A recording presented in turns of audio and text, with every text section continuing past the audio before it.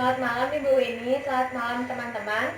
Perkenalkan, kami dari kelompok 9 akan mempresentasikan terkait pengauditan internasional. Sebelum kami mulai presentasi, izinkan kami mengaturkan panganjali umat.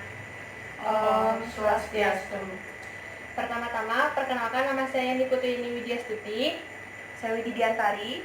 Saya Nika Derika Antari. Saya Ayu Melena Sari. Untuk materi pertama akan dipresentasikan oleh teman saya. Pertama yaitu lingkungan audit internasional. Auditor berfungsi memastikan bahwa representasi keuangan seutuhnya bebas dari bias dan tersaji secara wajar sesuai dengan prinsip-prinsip akuntansi yang diterima secara umum. Fungsi audit ini berkaitan dengan kerangka-kerangka konseptual seperti agensi teori, informasi ekonomi, permintaan dan penawaran audit, atribut-atribut produksi dan asuransi, dan hipotesis informasi.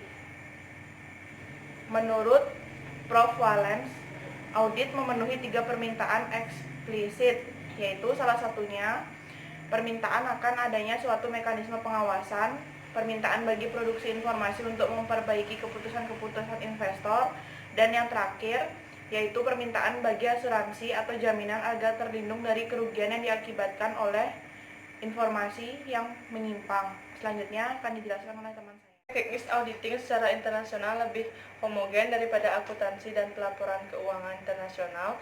Sejumlah variasi penting menyiratkan agar lebih banyak perhatian dicurahkan dan harmonisasi auditing internasional. Berikut ciri-ciri lingkungan audit di Jerman, Jepang, dan Belanda. Yang pertama, Jerman. Standar pendidikannya tinggi untuk dapat diterima. Ukuran yang kecil, kendala-kendala peraturan yang kompleks, dan kepemimpinan internasional yang penting terutama berkaitan dengan AC. Yang kedua, Jepang. Auditing profesional sulit dimengerti karena profesi akuntan di Jepang masih berjuang untuk memperoleh status sosial. Yang ketiga, Belanda. Akuntansi profesional berada pada tingkat teknis yang tinggi secara internasional.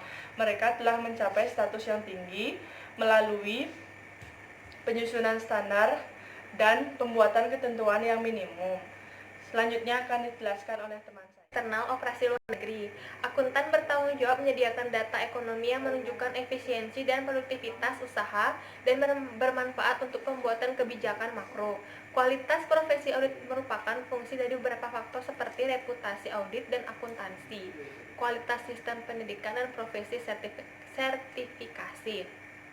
Yang pertama ada identitas. Identitas merupakan syarat mengenai jati diri calon, menunjukkan bahwa calon adalah warga negara yang mendapat sertifikat, calon tak bangkrut di bawah pengawasan pengadilan, atau calon merupakan anggota organisasi khusus. Yang kedua, persyaratan pendidikan, pengalaman, dan pengujian. Yang ketiga, ukuran profesi. Yang keempat, reciprocity.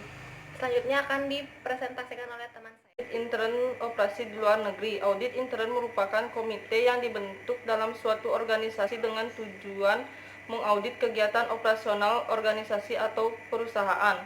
Auditor intern dibentuk dengan harapan akan lebih meningkatkan fungsi kontrol kinerja dan mengetahui kegiatan operasional sehari-hari di dalam perusahaan. Adapun peran auditor intern terhadap operasi di luar negeri, yang pertama memperkuat proses pengendalian keuangan dengan memperbaiki ketepatan waktu dan kualitas komunikasi dalam operasi di luar negeri. Yang kedua, membantu manajemen dalam proses perencanaan keuangan terutama bagi anak perusahaan di luar negeri. Dan yang ketiga, membantu manajemen dalam mengevaluasi hasil kinerja perusahaan baik di dalam negeri maupun di luar negeri. Presentasi dari kelompok kami, apabila ada salah kata, kami mohon maaf. Kami tutup dengan Paramasanti. Om Santi Santi Santi Om.